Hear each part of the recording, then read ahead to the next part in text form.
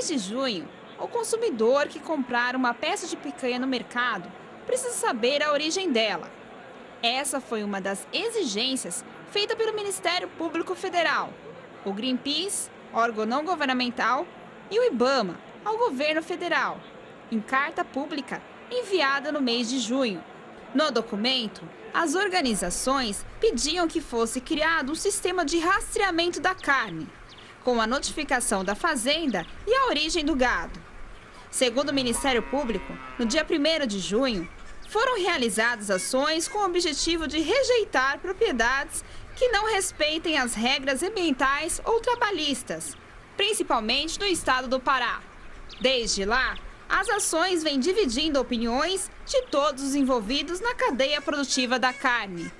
No caso das indústrias, o que a percepção da gente insinua é que, num primeiro momento, atrapalha, dá um impacto de paralisação, mas nós acreditamos que é o grande momento de incrementar um tanto de tecnologias que nós temos que poderão amenizar esses impactos ambientais, né?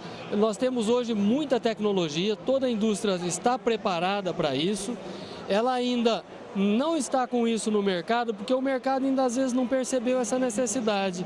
Então hoje eu posso garantir que a maioria das empresas sérias do segmento tem coisas boas a oferecer para o restante da cadeia, principalmente para o produtor rural, em termos de tecnologia e redução de impacto ambiental. Por um lado, pode ser positivo. Com certeza, é positivo. É positivo porque isso gera mais pesquisa, gera mais investimento em tecnologia, gera mais empregos para tecnólogos, para pessoas do meio, para pós-graduados, para pesquisadores, né? Se usar isto de forma séria e equilibrada, vai ser bom, tirando os extremos da coisa, tirando as paixões exacerbadas, isso entrando em equilíbrio, vai ser positivo. O mesmo ponto de vista é mantido pelo gerente de pecuária da Agropecuária Jacarezinho. Tem que enxergar isso de duas maneiras, né? É que o próprio, da maneira, claro que positiva, que isso possa vir a estimular uma verticalização, vamos dizer assim, um aumento da produtividade, né? Em relação à melhor exploração das próprias áreas abertas, né? Como também, pelo outro lado, né, que a participação de incentivo do próprio governo em relação junto aos pecuaristas também, né? E que isso não seja de uma forma generalizada, né? Porque o pecuarista, eu acredito que está fazendo sua parte, sua contribuição, né? De várias maneiras, né? Também existe uma preocupação pela produção de maneira sustentável, né? Produção de carne de qualidade, que a gente sabe que isso é muito importante a nível e representativo, né? Até no PIB do país, né?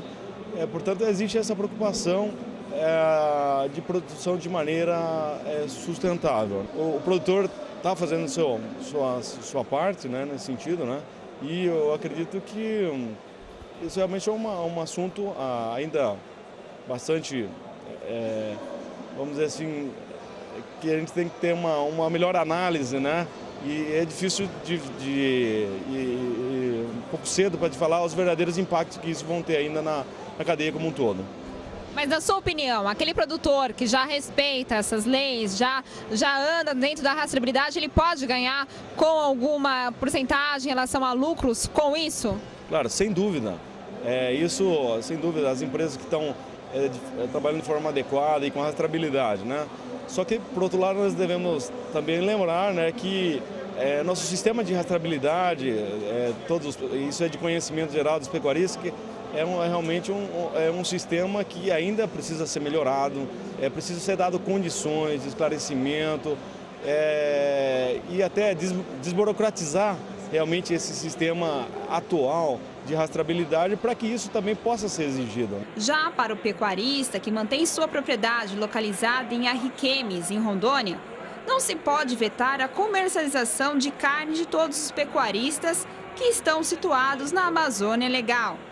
A gente tem que normatizar isso como não pode generalizar essa nova lei falando que todos os proprietários que estão na Amazônia Legal são proprietários ou produtores de boi pirata. Eu acho que a gente tem que discernir e determinar quem são os maus produtores, ou os produtores que estão prejudicando ou fazendo uma produção de uma maneira errada, e aqueles produtores que já faziam essas atividades de uma maneira sustentável, ecológica e consciente, e está produzindo carne no Brasil.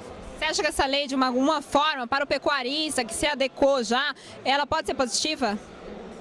Ela pode ser positiva, mas ao mesmo tempo eu acho que num primeiro impacto ela é negativa, porque primeiro tem todo esse impacto de mídia, de achar que você sendo um produtor na região amazônica que eles falam, você já é um bandido ou está fazendo uma coisa errada, e não é bem assim. A produção sendo feita de uma maneira certa, você tem que ser premiado por isso. Ou você não precisa ser premiado, você tem que ser pago o preço justo por isso. Então, eu acho que é muito delicado a gente generalizar, assim como está sendo generalizado, e a gente não ter o cuidado de poder identificar isso, e aí talvez sim, eu acho que aqueles que estão com a consciência tranquila e estão fazendo da maneira certa, podem ser beneficiados por isso de alguma maneira em algum momento da etapa. Você acha que pode ter algum rendimento a mais aí para o produtor?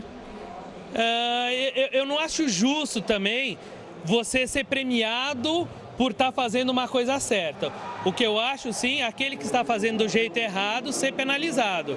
Eu acho que o mercado tem que ser igual para todo mundo. Aquele que está produzindo o seu boi de uma maneira certa, ele tem que ser pago o preço de mercado e o preço justo. E aquele que está fazendo a coisa errada, ele tem que ser prejudicado. Com relação aos frigoríficos, o que você sentiu nesses dias com relação à compra da carne?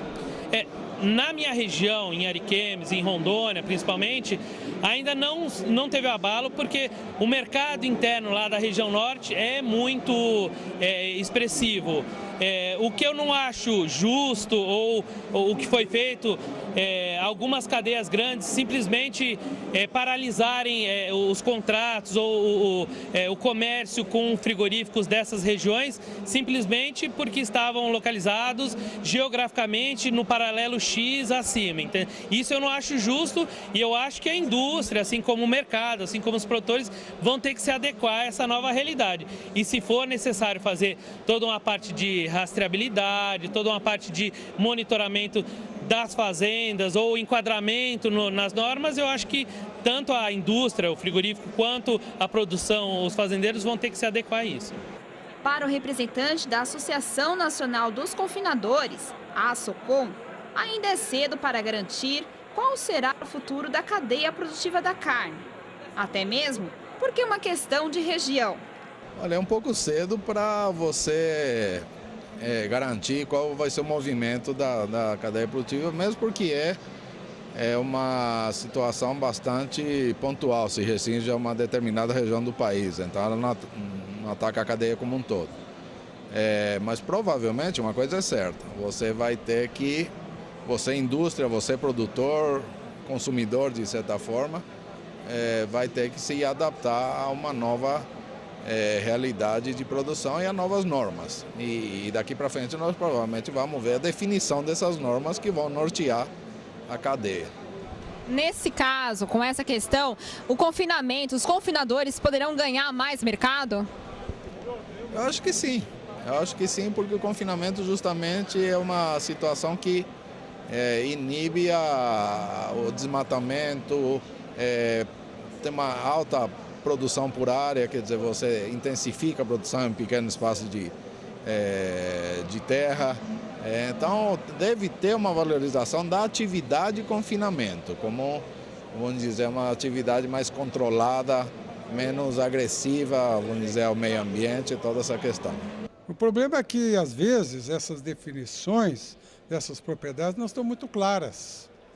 Fulano está na lista, Beltrano não está na lista, essa fazenda dele não está outra, ou estão todas, o que às vezes é uma penalidade, se impõe. É preciso também melhorar a qualidade desses registros. Existe do Ministério do Trabalho, existe do IBAMA, e nós devemos cumprir. Agora nós devemos examinar um pouco se esses registros são justos. Porque isso pode ser uma punição indevida. Isso também tem que ser olhado. Mas nós estamos cumprindo. Eu acho que o que for feito de alguns anos para frente tem que estar dentro dessas regras. Agora, o que for feito no passado, está feito, não dá para mudar. Então tem que estabelecer aí uma fronteira para evitar o que acontece com frequência. Ah, mas ali você cortou 10 hectares, mas isso aqui foi o meu avô que cortou. Ele nem sabia disso. Ah, mas agora então tem que replantar, tem que... É preciso cuidar com isso, é preciso administrar isso de uma maneira sensata, com muito bom senso e sabendo que o agronegócio é o que sustenta esse país. Fala todo mundo aí, o saldo da balança comercial, é tudo o agronegócio. Quem mais emprega a gente é o agronegócio. Logo após as novas exigências, os especialistas afirmaram que muitos termos ainda não estavam claros. Olha, tem hora que eu fico pensando assim, que eu estou em dois Brasis, né? Hoje existe, por parte do governo federal, um programa que chama-se GTA, que é a Guia de Trânsito de Animais. Onde, nessa guia, você tem todos os dados necessários para saber onde é que foi produzido, onde é que foi criado, recriado, engordado e abatido. E de repente vem um outro organismo de governo, no caso Ministério Público, dizer que tem que acompanhar isso e isso. Isso é feito.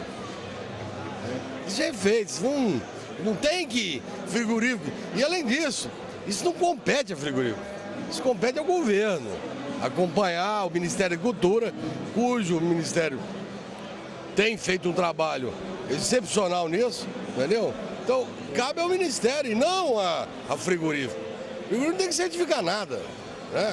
Quem tem que certificar é o governo. O governo é que tem que dizer se aquele boi veio de área desmatada ou não.